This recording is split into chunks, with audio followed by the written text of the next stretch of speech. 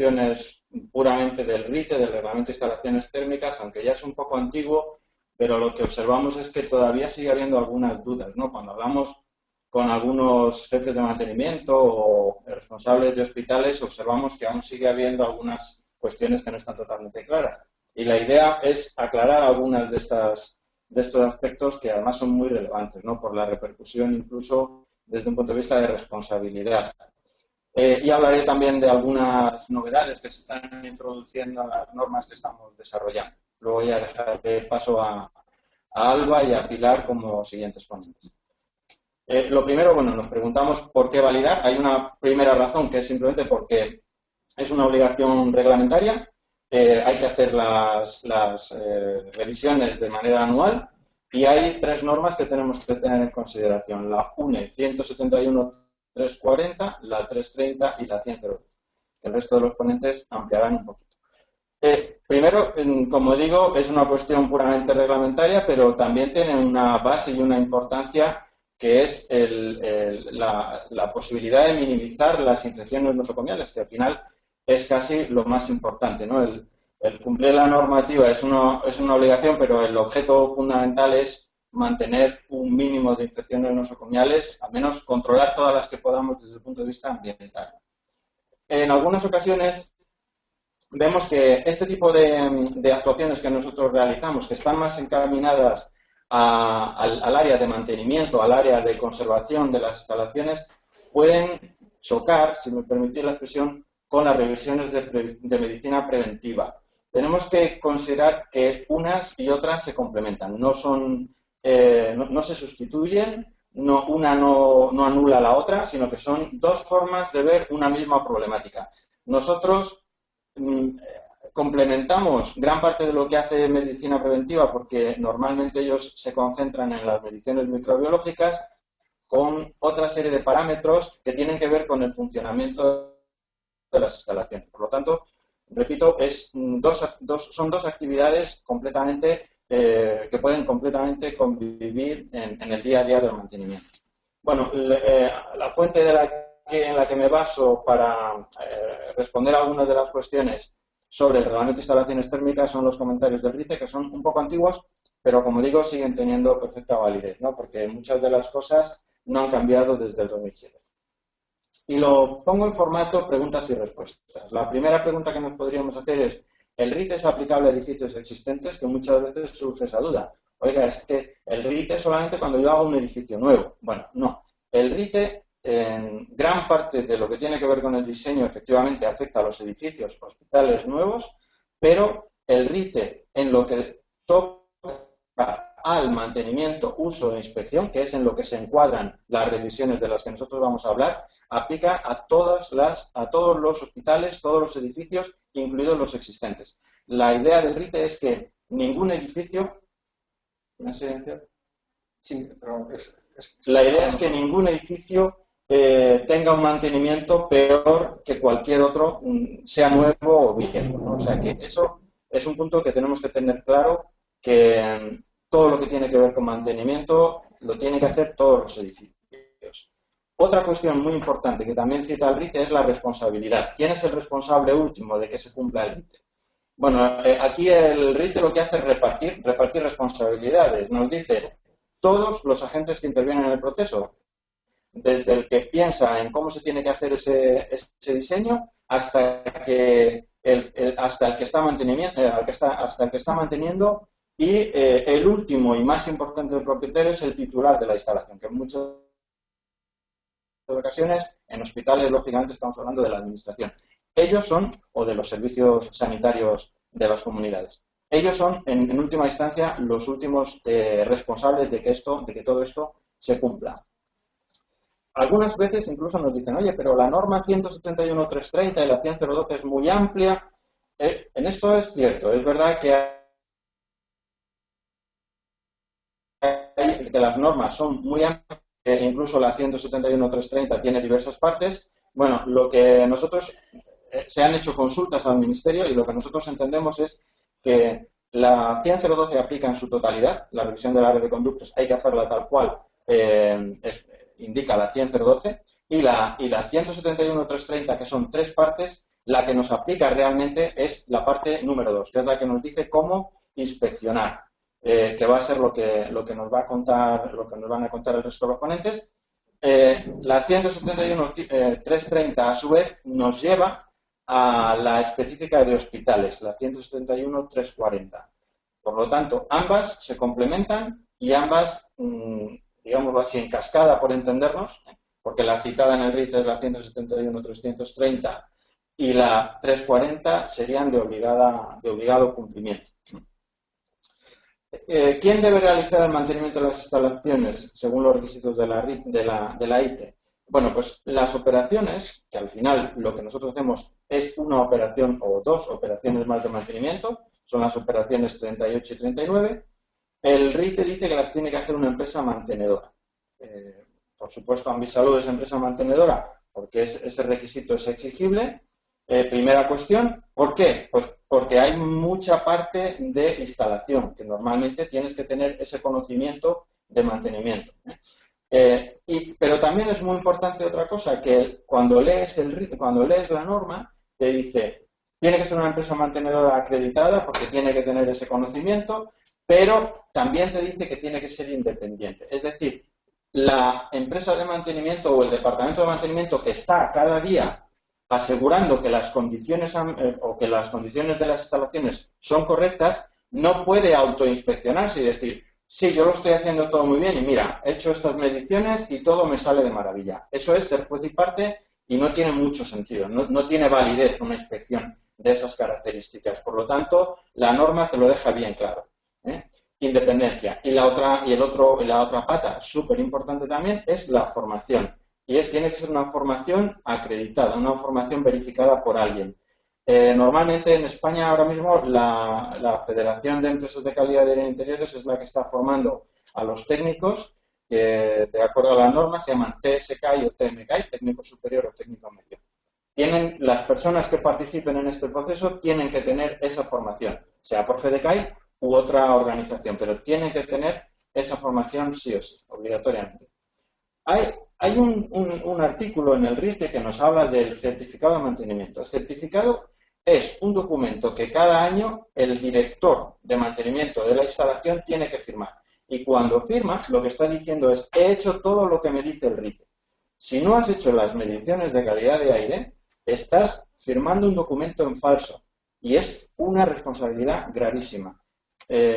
Una copia de este documento, además, debe ser remitida a la administración pública. Por lo tanto, es un tema que puede tener consecuencias de responsabilidad serias e importantes.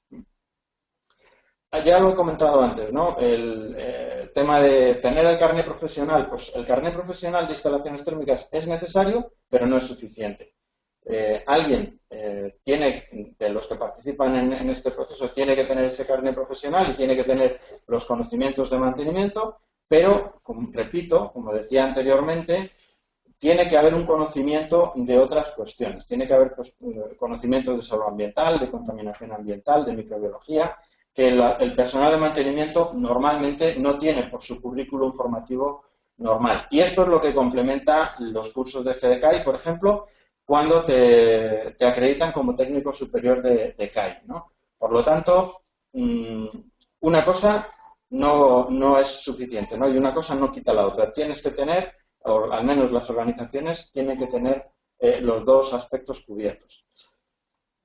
Por último, en cuanto a cuestiones puramente RITE y puramente normativa, infracciones y sanciones, ¿no? El artículo 43 del RITE dice, si no se cumple el RITE, ¿qué puede ocurrir? Pues puede ocurrir que normalmente, como no hay una inspección, digamos, de rutina por parte de la administración, pues normalmente no suele haber este tipo de sanciones. Pero en caso de problema, en caso de cuestiones jurídicas, etcétera, pues lógicamente esto podría salir y está tipificado con sanciones que pueden ser importantes. Esto está referido a una normativa muy antigua, incluso como veis habla en pesetas. Las cuantías, según que las infracciones sean leves o graves, oscilarían entre 3.000 hasta 600.000, pero como te dice que el gobierno lo puede actualizar, pues podríamos estar hablando de más de 1 millón de euros de sanción. E incluso responsabilidades penales como ocurre a veces con los temas de Legionela, cuando hay fallecimientos, cosa que en hospitales puede ocurrir, ¿no? Bueno, la norma nos explica qué tipo de infracciones se considerarían graves. Pues esta es muy clara, ¿no? El incumplimiento de las prescripciones dictadas por la autoridad competente, la emisión de certificados o informes cuyo contenido no se ajuste, etcétera. Cualquier cosa que pueda hacer un daño, y lógicamente una instalación que genera o que no previene suficientemente una infección nosocomial, pues podría encajar dentro perfectamente de esta clasificación, ¿no? ¿Quién podría ser considerado responsable? Pues los mismos que comentaba antes que son los responsables: propietario, director o gerente de la industria o, en este caso, del hospital, proyectista, director de obra, etcétera. Todos los que intervienen. Incluso Ambisalud, como organismo, como laboratorio, etcétera, pues también tendríamos nuestra responsabilidad. Por eso nos cuidamos mucho de que todas nuestras actuaciones sean lo más rigurosas posibles, ¿no? Y bueno, dejamos por un momento a un lado la cuestión puramente normativa o puramente reglamentaria y vamos a la otra pata, que no es menos importante, que es la importancia de la reducción de las infecciones nosocomiales. Bueno, aquí presento esta transparencia en la que vemos dónde estamos dentro del conjunto de los países de nuestro entorno en cuanto a infecciones nosocomiales. Es una transparencia un poquito antigua. Ahora estamos más en el 7%, más que en el 8,2%, como veis aquí. Pero bueno, aquí hay varias cosas que nos sirven para reflexionar. Primera, que el 99% de las infecciones que se producen, bueno, primero que es ahora es un 7% de infecciones nosocomiales. De ese 7%, pues pensemos que más o menos hay 5 millones de ingresos hospitalarios en España al año. Estamos hablando de más de 400.000 infecciones nosocomiales. Es una barbaridad. De estas, un 29% se producen por operaciones en el bloque quirúrgico, y luego hay otras, como la neumonía, que están muy íntimamente relacionadas al ambiente y a la transmisión de infecciones ambientales, etcétera. Luego, fijaros que prácticamente la mitad de las infecciones pueden tener una componente ambiental. Las quirúrgicas, muchas de ellas se producen por transmisiones de cuestiones de tipo de contacto, etcétera, ¿no? Pero bueno, esa es una primera lectura, y una segunda lectura interesante es dónde estamos con respecto a nuestros países vecinos. Y no estamos bien, estamos en cabeza de los países que más infecciones tienen.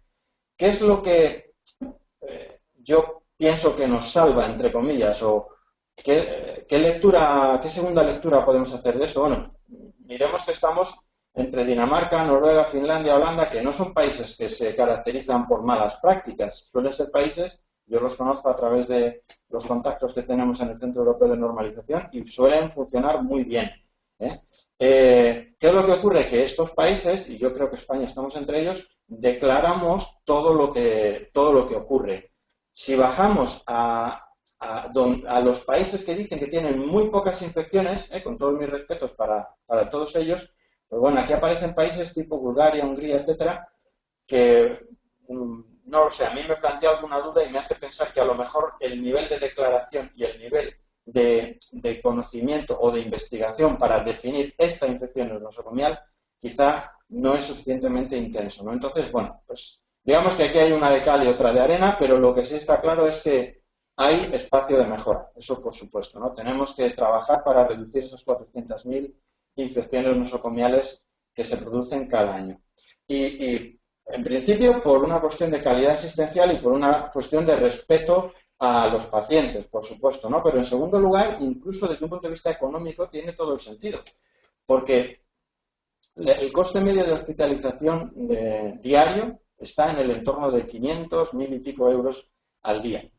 Vamos a ponerle un promedio de 700 euros y la sobreestancia promedio, que son datos oficiales de PIN, etcétera, estaría en 9 días. Es decir, cada infección nos cuesta 6.300 euros, cada caso 6.300 euros. Si lo multiplicamos por 400.000, son varios miles de millones de euros los que nos estamos gastando innecesariamente en curar enfermedades que se han producido en el hospital, innecesariamente. O sea que es una barbaridad.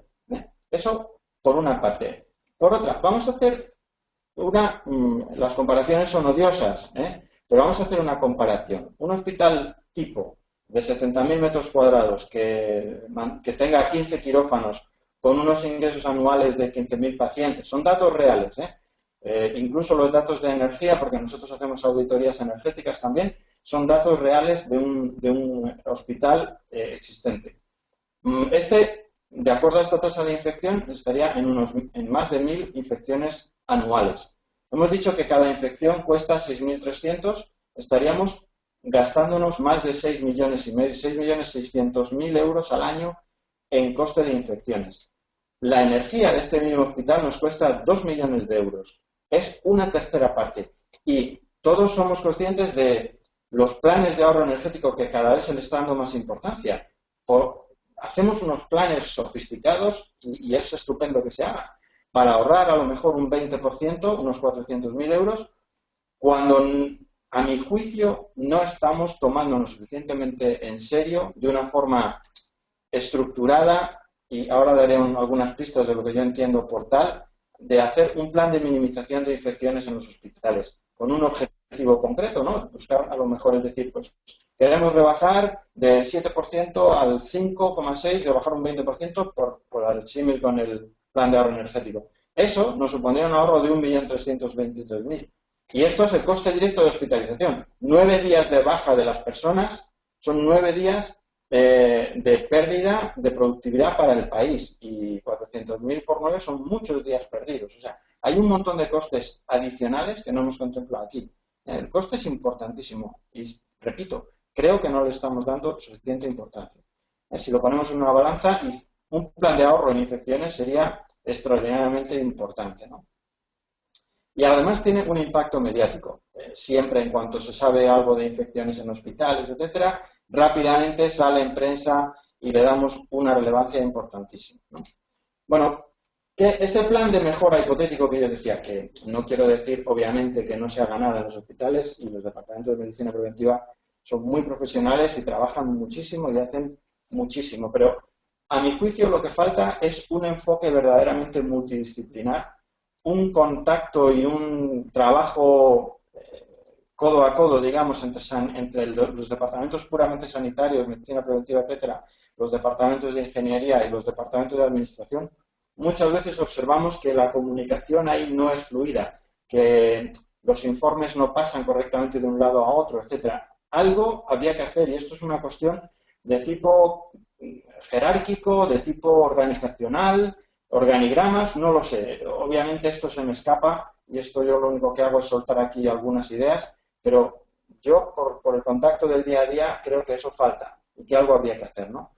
Ese plan tiene que ser integral, ¿eh? A veces pensamos en bloque quirúrgico como si fuera algo que está ahí ajeno y aislado. No, el bloque quirúrgico genera unas comunicaciones con las zonas de esterilización, con el posoperatorio, etcétera. Hay que verlo como conjunto, ver por dónde van a pasar los pacientes, hay posibilidad de infecciones en ese traspaso, etcétera. Está todo el bloque con una cascada de presiones correcta. En fin, hay mucho que hacer en cuanto a una visión global del hospital como conjunto y ver cómo se interaccionan unos servicios con otros.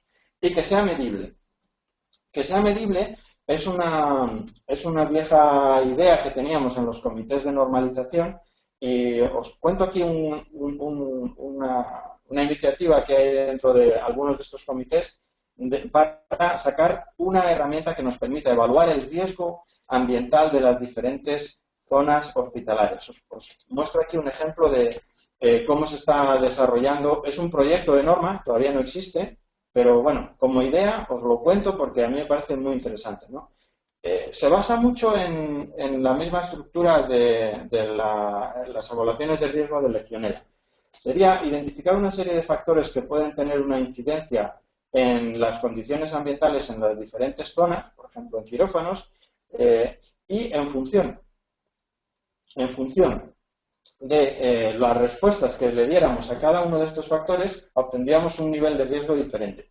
Obviamente, un quirófano que tuviera unas tomas del exterior, yo que sé, al lado de una torre de refrigeración o de un parque donde hubiera mucha contaminación fúngica o lo que fuera, pues nos daría más riesgo que otro que tuviera las tomas del exterior en la cubierta completamente alejadas de todo, etcétera. Bueno, solo un ejemplo, pero esa misma reflexión se hace para todos los factores y cada uno de ellos aporta un nivel de riesgo. Todo esto luego se junta con un algoritmo matemático y nos permite tener una cifra. Esa cifra nos va a decir, oye, en mi bloque quirúrgico le he hecho la evaluación y me da un nivel de riesgo de 90 sobre 100 o me da un nivel de riesgo de 30 sobre 100. Imaginemos que vamos a un nivel de detalle mayor y decimos cada quirófano. Tengo 10 quirófanos en mi hospital, uno me ha dado 90, otro me ha dado 70, otro me ha dado 30, pues puedo priorizar y decir, vamos a empezar por el que me ha dado mayor nivel de riesgo. Sirve para evaluar, sirve para priorizar. Está pensado para instalaciones existentes porque hospitales tenemos de sobra. Lo que pasa es que muchos de ellos no están suficientemente bien. Se han hecho hace muchos años y hay instalaciones que están obsoletas. Entonces está pensado para pegarle un repaso a todas estas instalaciones obsoletas y ver de qué manera las podemos actualizar. Aquí os pongo, ¿no? La herramienta al final, primero, es objetiva y nos sirve un poco para que no diga cada uno lo que opina, sino que tengas una guía de cómo valorar. Nos permite valorar, nos permite comparar, comparar sirve para priorizar y también muy importante para comunicar, porque lo que observamos es que muchas veces los departamentos de preventiva, los departamentos de ingeniería saben perfectamente cuáles son las carencias, pero se la comunican a gerencia y gerencia a lo mejor no entiende perfectamente bien esa problemática. Sin embargo, si tú a gerencia le das un dato tan concreto y tan claro como, mira, hay una norma UNE que nos sirve para evaluar el riesgo, el máximo riesgo son 100 y nosotros estamos en 97. Todo el mundo lo entiende. Estamos prácticamente al tope. Con lo cual es una forma de comunicar y de darle la importancia que tiene al estado de las instalaciones, ¿no? Ejemplos. Aquí veis algunos ejemplos con fotografías de cómo se valora el riesgo, ¿no? Pues, por ejemplo, la difusión del aire. Aquí veis un ejemplo, un difusor de aire en un quirófano, que no es el más correcto en principio, pero es que encima cuando lo desmontamos había aquí una separación enorme, con lo cual esto estaría metiendo una cantidad de contaminación brutal. Ya no solamente es que no sea un filtro EPA terminal, es que es un generador de contaminación terminal. Esto es una realidad en un hospital. Esta es otra, por ejemplo, un quirófano. Aquí vemos el difusor que estaba sobre este marco. Ya de entrada ves el marco y dices, pero si es que es un marco de madera.